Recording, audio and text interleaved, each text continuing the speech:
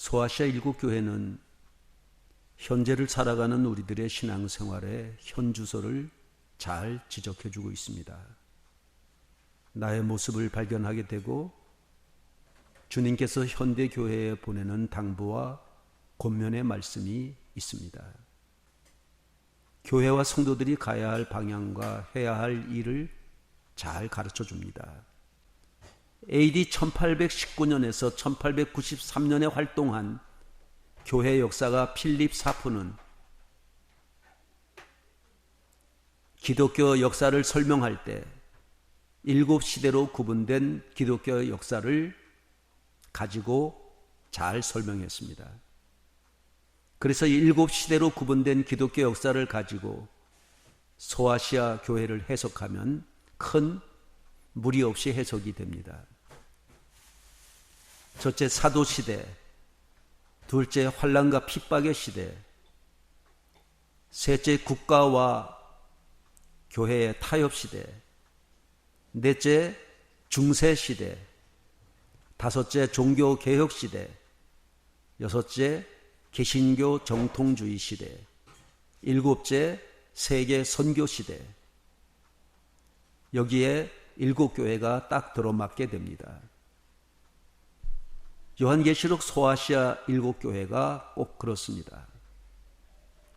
일곱 시대로 구분된 기독교 역사는 사도 요한의 시대부터 세상 끝날까지 시대의 특성을 애언적으로 잘 보여주고 있습니다.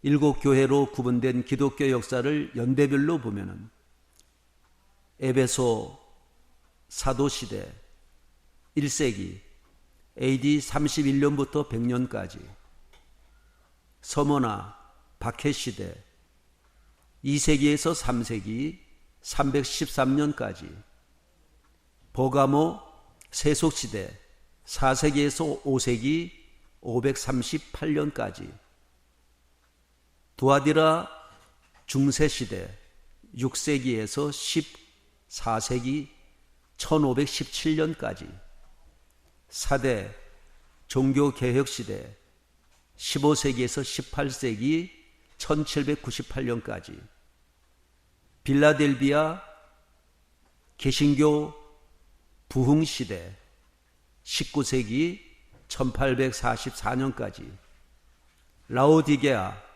마지막 시대 현재에서 주님의 재림까지. 이 구분은 조금의 오차도 없는 시대 구분이라고 생각할 필요는 없습니다. 그러나 각각의 사건과 시대에 필요한 일들이 역사적으로 해당 연도에 일어났기 때문에 필요하다고 생각합니다.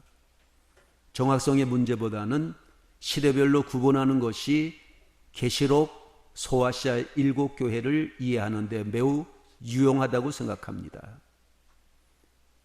간단히 말해서 서머나 시대의 교회는 313년에 끝나게 되는데 313년에 200여 년 동안 계속되어 온 교회의 박해가 드디어 로마 황제 콘스탄티누스의 밀라노 칙령으로 박해의 시대가 끝나고 기독교의 자유가 오게 됩니다.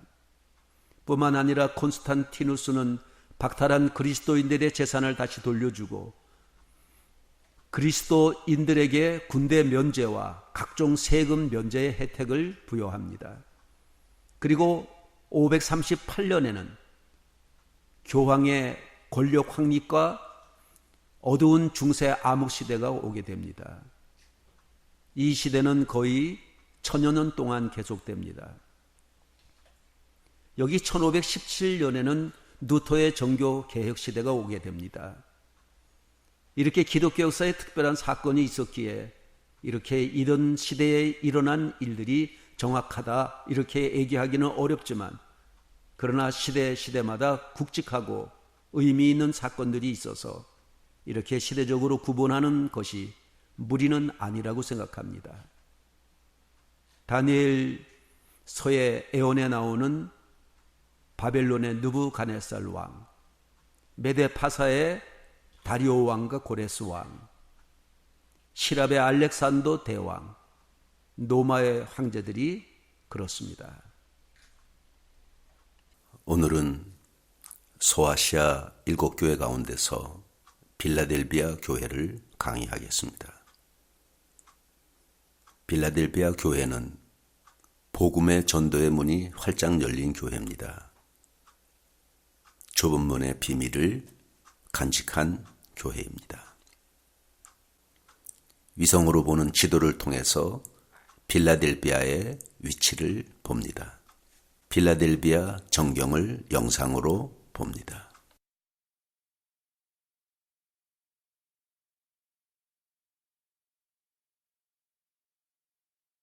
빌라델비아는 포도 재배 단지이며 지진이 많이 발생하는 지역입니다. 전도의 문이 활짝 열린 교회입니다. 주여 전도의 문을 활짝 열어 주소서. 빌라델비아 기원을 보면은 빌라델비아는 BC 140년에 아탈루스 2세에 의해서 세워졌습니다.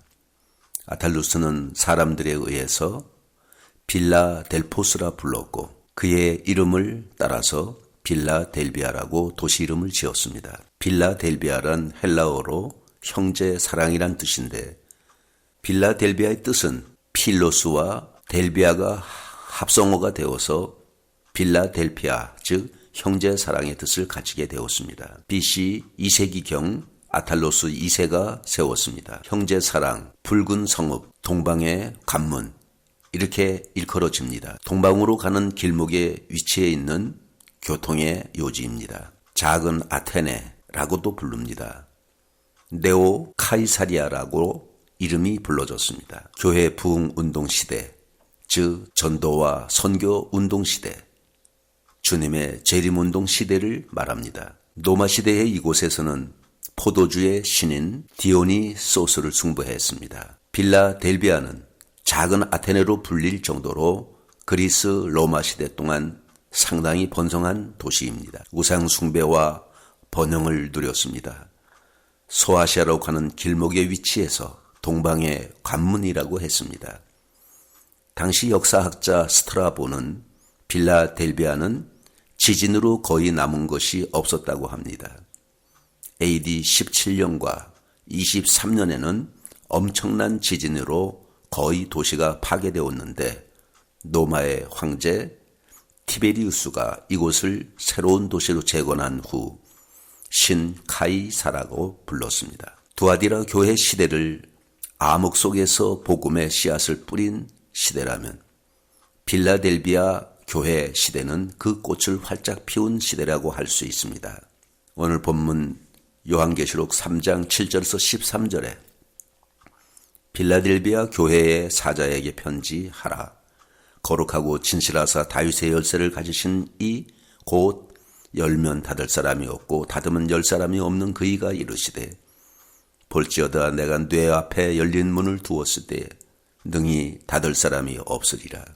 내가 뇌 행위를 아노니 뇌가 적은 능력을 가지고서도 내 말을 지키며 내 이름을 배반하지 아니하였도다. 보라 사단의 회당 고 자칭 유대인이라 하나 그렇지 아니하고 거짓말하는 자들 중에서 며칠 뇌게 주어 그들로 와서 뇌 발 앞에 절하게 하고 내가 너를 사랑하는 줄을 알게 하리라. 내가 나의 인내의 말씀을 지켰은즉 내가 또한 너를 지켜 시험의 때를 면하게 하리니 이는 장차 온 세상에 임하여 땅에 거하는 자들을 시험할 때라. 내가 속히 오리니 뇌가 가진 것을 굳게 잡아 아무도 뇌 멸류관을 빼앗지 못하게 하라. 이기는 자는 내 하나님 성전의 기둥이 되게 하리니 그가 결코 다시 나가지 아니하리라. 내가 하나님의 이름과 하나님의 성 고 하늘에서 내 하나님께로부터 내려오는 새 예루살렘의 이름과 나의 새 이름을 그 위에 기록하리라. 귀 있는 자는 성령이 교회들에게 하시는 말씀을 들을지어다. 위치와 거리 지도를 봅니다. 소아시아 7교회는 세계의 모든 교회를 상징합니다. 그런데 각 교회들을 살펴보면 재미있는 역설적인 모습들을 볼 수 있습니다. 7교회 중 책망만 받은 2교회가 있고 칭찬만 받은 2교회가 있습니다.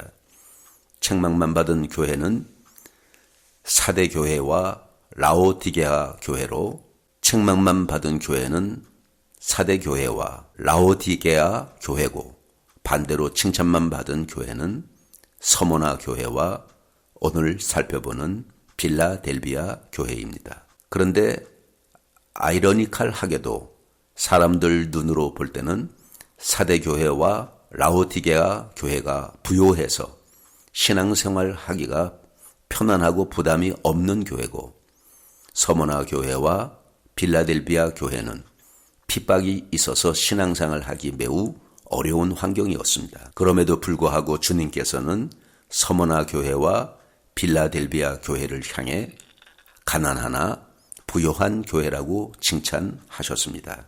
빌라델비아 교회의 설립을 보면은 AD 53년에서 58년에 사도 바울이 에베소에서 3년 동안 머물러서 전도한 기간 중에 설립이 되었습니다. 주후 108년 안디옥 교회의 감독이었던 이그나티우스는 로마에서 순교하기 위해 빌라델비아 교회를 들려가면서 위로하고 갔다고 전해집니다. 이 빌라델비아 교인들을 칭찬하면서 편지를 썼다고 합니다. AD 155년 서모나 교회 폴리캅이 순교할 때 빌라델비아 성도 11명도 같이 순교했습니다. 암미아라는 여선지자가 이 교회를 관할하면서 큰 부흥을 이루었다고 합니다. 모범이 되는 교회, 본받아야 되는 교회로 훌륭한 교회의 모델입니다. 이 지역의 최초의 복음 전도자는 바울의 친척 누기오라고 합니다.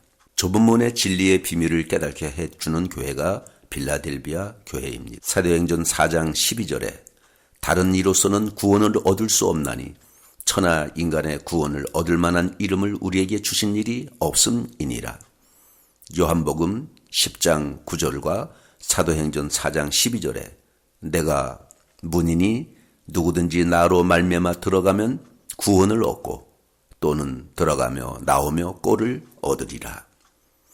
마태복음 7장 13절에서 14절에 좁은 문으로 들어가라. 멸망으로 인도하는 문은 크고 그 길이 넓어 그리로 들어가는 자가 많고 생명으로 인도하는 문은 좁고 그 길이 협착하여 찾는 자가 적음이라. 이 성경 말씀들은 모두 깊은 비밀이 감추어져 있습니다.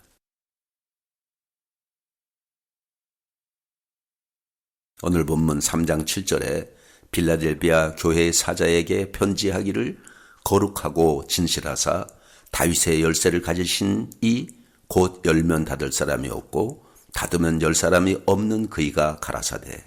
사자란 말은 전달자, 빌라델비아 교회의 목회자, 교회의 지도자를 말합니다. 빌라델비아 교회의 거룩하고 진실하사 이 말씀이 의미하는 것은 거룩은 하나님께만 붙여진 이름입니다. 진실이란 헬라어 단어에는 두 가지가 있는데 알레테스란 단어와 알레티노스란 단어가 있습니다. 알레테스는 거짓이 아니라 참이라는 뜻이고 알레티노스는 환상이나 모조에 반대되는 실제적이고 진정한 의미에 있어서 참이라는 뜻입니다. 근데 여기에는 알레티노스가 사용되었습니다. 그 의미는 예수 그리스도께서 실제적이고 진정한 분이라는 뜻입니다. 모조품이 아닌 실제적이고 참된 행복은 예수 그리스도 안에서만 발견됩니다.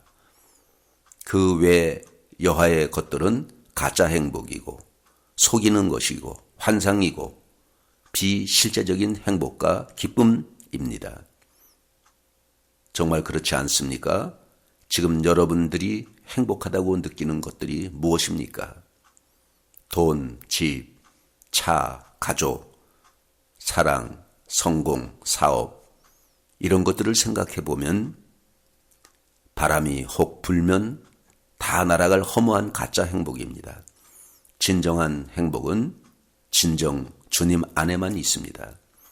거룩하고 진실하사 중에서 거룩이란 표현은 구약 성경에서 성삼위 하나님께만 붙이는 상대적인 표현이 없습니다. 오늘 본문에서 말하는 다윗의 열쇠라는 말은 다윗의 열쇠를 가지신 분, 예수 그리스도께서 천국문을 열고 닫는 권세를 가지고 계시다는 말입니다. 요한복음 14장 6절에 내가 곧 길이요 진리요 생명이니 나로 말미암지 않고는 아버지께로 나아갈 수 없느니라. 요한복음 10장 7절에서 9절에 나는 양의 문이라 내가 문이니 누구든지 나로 말미암아 들어가면 구원을 받고 또는 들어가며 나오며 꼴을 얻으리라. 예수 그리스도는 절대적인 분이십니다. 빌라델비아 교회에 예수 그리스도가 거룩하고 진실하사 다윗의 열쇠를 가지신 분으로 소개됩니다. 여기서 다윗의 열쇠는 주님의 주권을 상징합니다.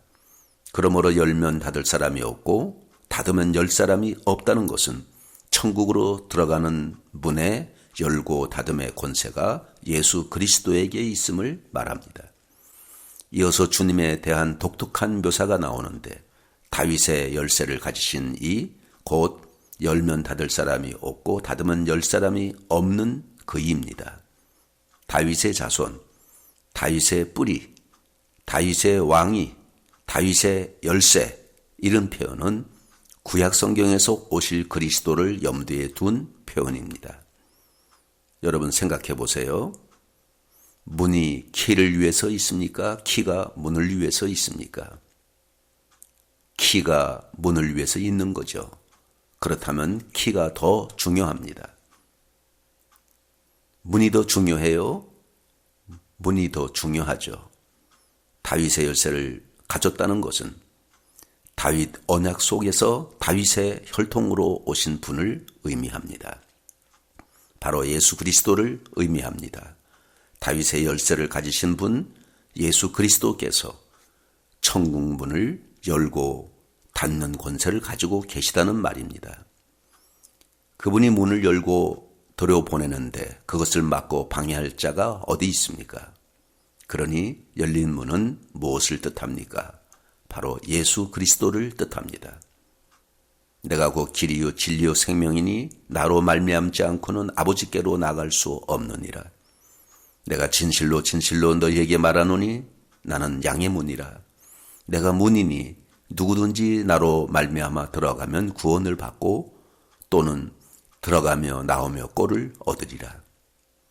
천국으로 들어가는 문이 되시는 예수 그리스도를 통해 우리는 하나님 아버지께 나아갈 수 있습니다.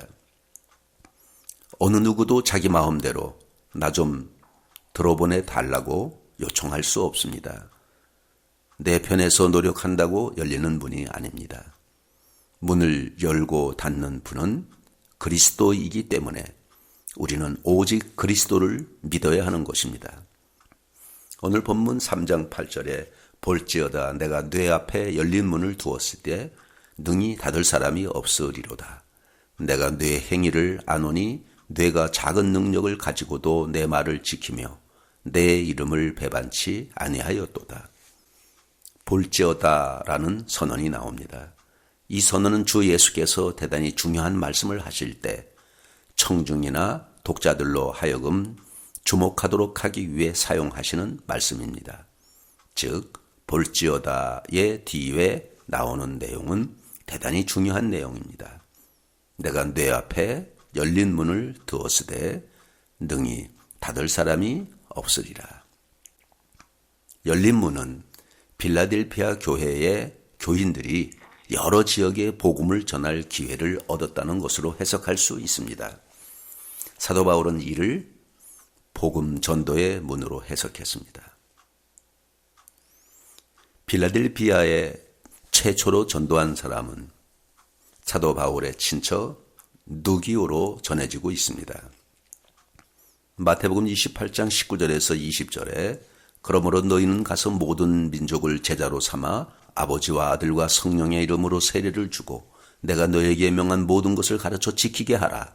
내가 세상 끝날까지 항상 너희와 함께 있겠다. 히브리서 13장 13절에 그런즉 우리는 그 능력을 지고 영문 밖으로 그에게 나아가자. 사도행전 1장 8절에 오직 성령이 너희에게 임하시면 너희가 권능을 받고 예루살렘과 온 유대와 사마리아와 땅끝까지 이르러 내 증인이 되리라. 오늘 본문 8절에서 11절은 빌라델비아 교회를 향한 그리스도의 칭찬과 격려가 나옵니다. 볼지어다 내가 네 앞에 열린 문을 두었으되 능히 닫을 사람이 없으리라. 내가 네 행위를 아노니 뇌가 작은 능력을 가지고서도 내 말을 지키며 내 이름을 배반하지 아니하였도다. 전도의 문, 선교의 문이 활짝 열린 시대가 바로 빌라델비아 교회 시대입니다. 영국의 요한 웨슬리, 찰스 웨슬리, 조지 휘필트, 요나단 에드워드, 제임스 쿡 선장, 윌리엄 캐리 등과 같은 수많은 전도자들이 나와서 복음을 전파했습니다. 특히 웨슬리는 세계가 나의 전도 지역이다라고 했습니다. 윌리엄 켈리가 1793년에 인도에 가서 복음을 전했으며 로버트 모리슨이 1807년에 중국에 가서 복음을 전했고 리빙스턴은 그 뒤를 따랐습니다. 이어서 로버트 모펫은 1817년에 아프리카로 떠났습니다. 각 대륙에서 성서 공예가 조직되기 시작되었고 주일학교 운동이 전개되기 시작한 때도 바로 이 무렵입니다. 세계 선교를 위해서 교파와 국경을 초월해서 형제의 사랑을 나타낸 때가 바로 이때입니다.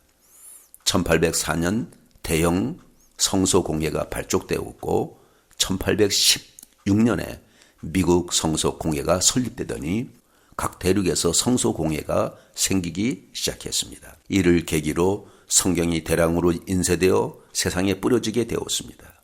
교통의 발전과 인쇄기술이 발전했기 때문입니다. 이렇게 해서 일반 사람들 가운데 성경에 대한 관심과 성경 연구에 뜨거운 열성이 생기게 되었습니다. 1703년에서 1791년에 활동한 영국의 존 웨슬리는 감리교의 창시자입니다. 영국을 무대로 활동했습니다. 영국의 차터하우스 학교에서 공부했으며 옥스퍼드 대학교를 졸업했습니다. 옥스퍼드 링컨 칼리지 대학의 교수로 활동했습니다. 동생 찰스 웨슬리와 조지 히필드와 같이 홀리 크롭, 즉 신송회라는 모임을 운영했습니다. 미국 조지아주 선교사로 갔다 왔습니다. 올더 스케이트에서 1738년 5월 24일 회심하게 됩니다. 그의 신학은 실천 중심 신학이며 신학의 핵심은 성화와 그리스도의 완전에 이르는 거룩한 삶입니다. 세계는 나의 교구다 라고 구호를 외쳤습니다. 마지막 유언은 하나님이 우리와 함께 하시는 것이다. 이런 말을 남기고 하나님께 갔습니다. 아침 저녁으로 매일 기도하며 규칙적인 생활을 해서 메도디스트라는 별명을 가지게 됩니다. 여기서 감리교라는 용어가 생기게 되었습니다. 자기 성찰표를 작성해서 조직적이면서 체계적인 신앙생활을 했습니다. 미국 선교와 미국 부흥운동에 큰 영향을 끼쳤습니다.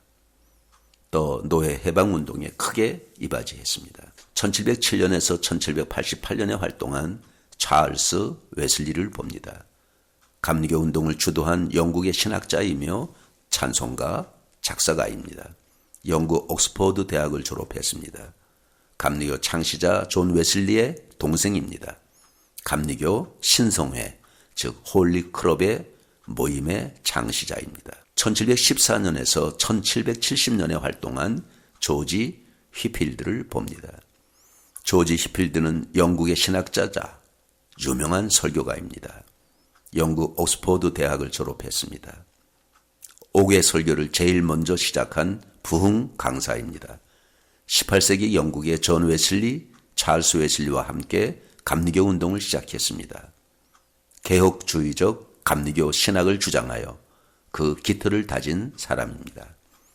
미국 개신교 신앙 대각성 운동에 큰 영향을 끼쳤고 미국 순회 설교의 시발자가 되었습니다.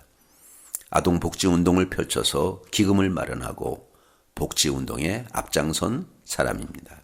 1703년에서 1758년에 활동한 조나단 에드워드를 봅니다. 미국의 예일 대학을 졸업했습니다. 1758년 뉴저지 대학교, 지금의 프린스턴 대학교의 총장입니다. 미국 식민지 시대의 청교도 목사요, 신학자요, 원주민 선교사입니다. 에드워즈는 미국 역사에서 가장 중요하고 독창적인 철학적 신학자로 널리 인정되고 있습니다. 미국 3대 부통령과 뉴욕주 주지사를 지낸 에런버의 외할아버지입니다. 미국의 영적 대각성 운동의 시발자입니다. 1728년에서 1779년에 활동한 제임스 쿡 선장을 봅니다. 영국의 탐험가요 항해사입니다. 지도 제작자입니다. 평민으로 시작해서 영국 해군의 대령이 되어서 수많은 대륙과 섬을 발견하게 됩니다. 세계 일주를 하게 됩니다. 인도 선교를 떠났던 윌리엄 캐리는 미지의 세계를 향하여 태평양의 많은 섬들과 원주민들의 원시적인 삶에 대해 자세히 쓴 쿡 선장의 항해기라는 책에 와서 우리를 도우라는 성경의 마게도냐인의 외침과 아무도 그들에게 기독교를 전해주려고 하지 않습니다. 거기에는 명예도 유익도 뒤따르지 않기 때문이지요. 라는 대목에 가슴이 뜨거워져 그의 시야를 세계로 돌렸다고 합니다.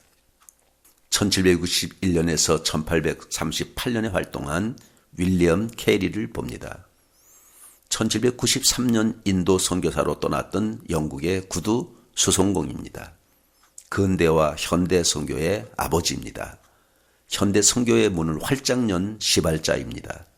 1761년 영국 노서햄프트의 작은 마을에서 태어났습니다. 시골 사람입니다. 미지의 세계에 선교를 늦게 공부하고 떠난 선교사입니다. 침례교회에서 목사 안수를 받았습니다. 1793년 인도 선교사가 됩니다. 자비량으로 선교를 시작합니다. 성경 번역과 학교를 세워 선교합니다. 영적 잠을 자고 있는 영국을 깨운 인물입니다. 영국을 선교사의 나라로 깨운 사람입니다. 선교의 황금 시대를 연 인물입니다. 내가 작은 능력을 가지고서도 내 말을 지키며 내 이름을 배반하지 아니하였도다. 이 말씀에 딱 맞고 어울리는 사람이 윌리엄 캐리입니다. 볼지어다 내가 뇌 앞에 열린 문을 두었을 때 능히 닫을 사람이 없으리로다. 내가 뇌 행위를 아노니 뇌가 작은 능력을 가지고도 내 말을 지키며 내 이름을 배반치 아니하였도다. 작은 능력이란 단어에 작은은 마이크로라는 단어가 사용되었습니다. 소아시아 7교회 중 교인 수도 가장 적고 건물도 작고 성도들은 여성들로 구성되었고 교회에는 노예들이 많았습니다. 가난한 사람들이 많은 교회입니다. 빌라델피아 교회는 첫째, 지진으로 어려움을 겪고 있었습니다. 두 번째, 성도들은 황제 숭배를 거절하므로 상인조합 길드에 가입하지 못했습니다. 셋째, 유대인들의 핍박이 심했습니다. 성경에는 자칭 유대인이라 하나 사단의 회당이라고 했습니다. 빌라델피아 교회에 이런 상황에서 작은 능력밖에 없습니다. 고린도 후서 12장 9절에 나에게 이르시되 내 은혜가 네게 족하도다. 이는 내 능력이 약한 데서 온전하여 짐이라 하신지라.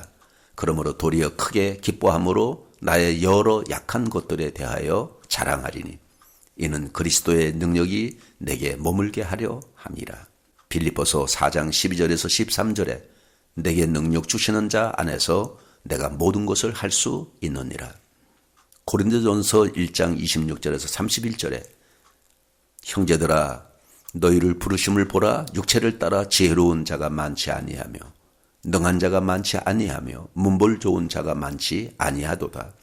하나님의 어리석음이 사람보다 지혜롭고 하나님의 약하심이 사람보다 강하니라. 그러나 하나님께서 세상에 미련한 것들을 택하사 지혜 있는 자들을 부끄럽게 하려 하시고 세상에 약한 것들을 택하사 강한 것들을 부끄럽게 하려 하시며 하나님께서 세상에 천한 것들과 멸시받는 것들과 없는 것들을 택하사 있는 것들을 패하시려 하시나니 이는 아무 육체도 하나님 앞에서 자랑하지 못하게 하려 하심이라. 너희는 하나님으로부터 나서 그리스도 예수 안에 있고 예수는 하나님으로부터 와서 우리에게 지혜와 의로움과 거룩함과 구원이 되셨으니 기록된 바 자랑하는 자는 주 안에서 자랑하라 함과 같게 하려 함이라. 빌라델피아 교회의 특징은 연약하지만 적은 능력으로도 충성스럽게 순종했습니다. 한마디로 빌라델피아 교회는 연약한 환경 가운데서도 말씀을 붙들고 바른 신앙을 지켜 살아가는 교회를 상징합니다. 적은 능력을 가지고도 주님께 절대 충성하는 빌라델피아 교회 앞에 천국문을 활짝 열어놓으신 것입니다. 이 문의 열쇠를 가지신 분, 다윗의 열쇠를 가지신 예수 그리스도 외에는 결코 그 누구도 닫을 수가 없는 문입니다. 내가 내 행위를 아노니 뇌가 작은 능력을 가지고서도 내 말을 지키며 내 이름을 배반하지 아니하였도다. 오늘 본문 3장 9절에 보라 사단의 회 고 자칭 유대인이라 하나 그렇지 않고 거짓말하는 자들 중에서 며칠 내게 주어 저희로 와서 내 발 앞에 절하게 하고 내가 너를 사랑하는 줄을 알게 하리라. 사단의 회 고 자칭 유대인이라 하나 그렇지 않고 거짓말하는 자들이 교회에 들어와 교회의 질서를 어렵히고 성도들을 넘어뜨리기 위해 온갖 수단과 방법을 동원했습니다. 그러나 그들이 빌라델피아 교인들의 참되고 순수한 신앙과 삶을 보고 감복해서 엎드리고 이 교회는 주님이 정말 사랑하시는 교회구나 하고 감탄했다는 것입니다. 빌라델피아 교회는 진리를 지키고 주님의 이름을 배반치 않은 신실한 교회였습니다. 너희는 너희 아비 마귀에게서 났으니 너희 아비의 욕심을 너희도 행하고자 하느니라. 저는 처음부터 살인한 자요 진리가 그 속에 없으므로 진리에 서지 못하고 거짓을 말할 때마다 제 것으로 말하나니 이는 저가 거짓말장이요 거짓의 아비가 되었음이니라.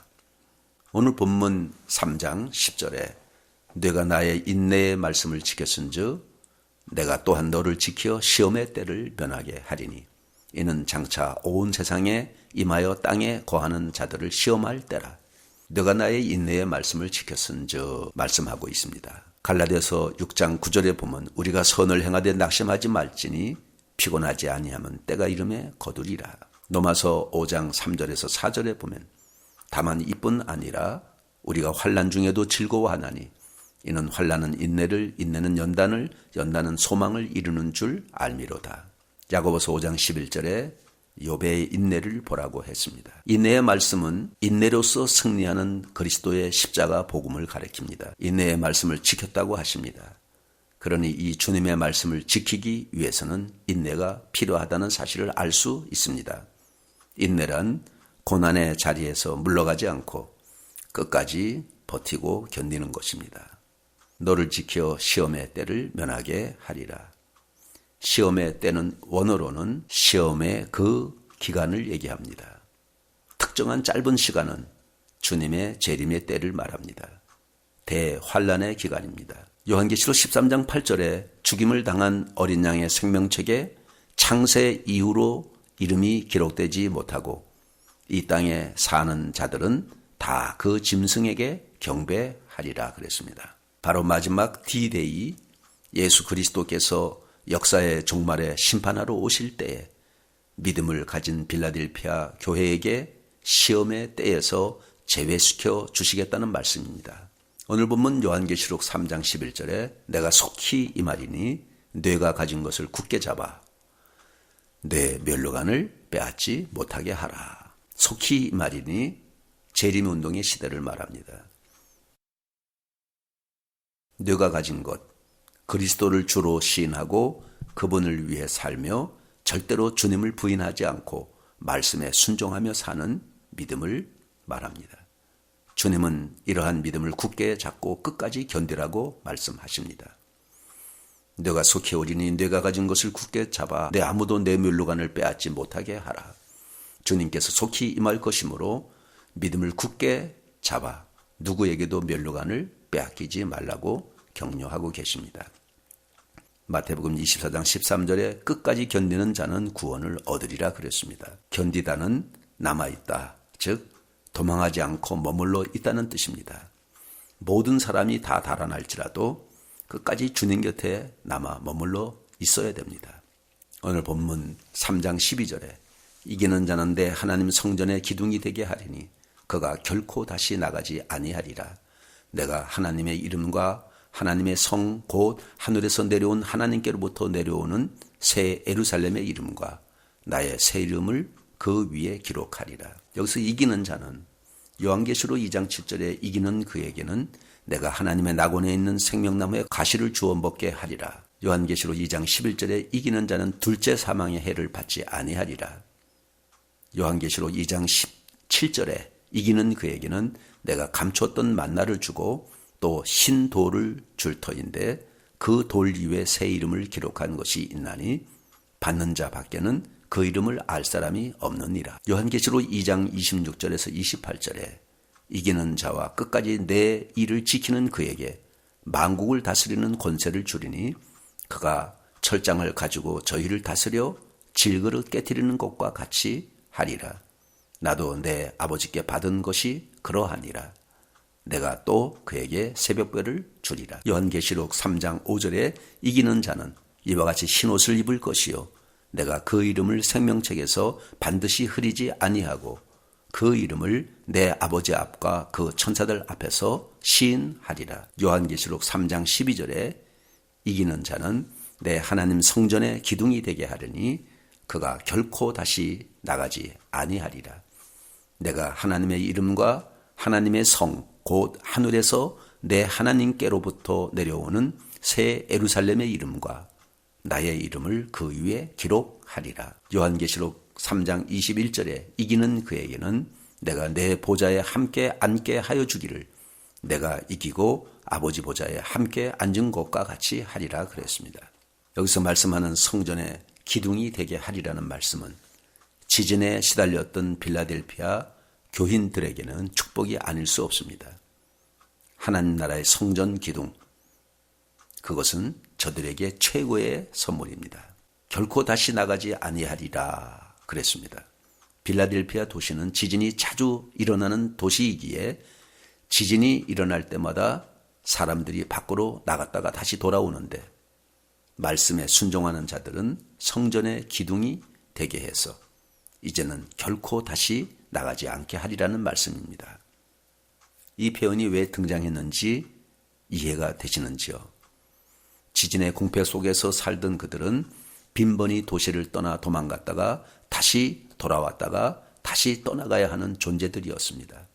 결국 이기는 자에게 주님께서 결코 나가지 않고 성전의 기둥과 같이 견고한 하나님의 도성인 하늘나라에 들어가게 하시겠다고 성전 기둥 나가지 않음이란 은유를 통해 약속해 주신 것입니다. 여기서 말씀한 하나님의 이름은 하나님의 이름을 기록한다는 말씀에서 이름은 하나님의 존재 자체를 뜻하는 것으로 지상의 영적인 전투에서 승리한 교회는 하나님께 속하는 백성이 된다는 것입니다. 고대 세계에서 어떤 사람이 왕이 되거나 왕국의 최고 통치자가 된다면 그가 시도했던 첫 번째 일은 그의 이름이 새겨진 주화를 발행하는 일이었다고 합니다. 주화는 왕권의 상징이었고 거기에 새겨진 이름은 소유권의 표시였습니다. 그러니 주님이 저들을 소유하시고 손에 쥐고 계시겠다는 약속입니다. 하나님의 이름을 주시겠다고 합니다. 우리는 그 이름이 어떤 이름인지 알지 못하지만 승리자들은 하나님의 새로운 이름으로 하나님께 속하였음을 나타낼 것입니다. 새 예루살렘의 이름이란 말이 있습니다. 새 예루살렘의 이름이 기록된다는 것은 하나님 나라의 시민권을 획득하게 된다는 말씀입니다. 특별히 새 예루살렘의 이름을 기록하겠다고 하셨으니 영원한 하늘의 집을 보장하시겠다는 뜻입니다. 승리한 자들은 하나님의 새 예루살렘의 시민권을 소유하게 됨을 의미합니다. 또 그리스도의 새 이름이라 그랬습니다. 예수 그리스도의 새 이름은 이전에 호칭된 그 어떤 이름과 비교할 수 없는 이름으로 예수 그리스도 자기 밖에 아는 자가 없는 일. 예수 그리스도께서 재림하시는 그날 그의 새 이름 곧 그의 완전히 계시된 인격을 승리한 교회들은 직면하게 될 것입니다. 이렇게 빌라델피아 교회를 향한 주님의 약속은 그 위에 하나님의 이름과 새 예루살렘의 이름과 그리스도의 새 이름을 기록함으로써 삼중으로 성도의 소속과 신분과 지위를 보장하는 귀한 약속임을 알 수 있습니다. 그리스도의 새 이름으로 불리게 될 것입니다.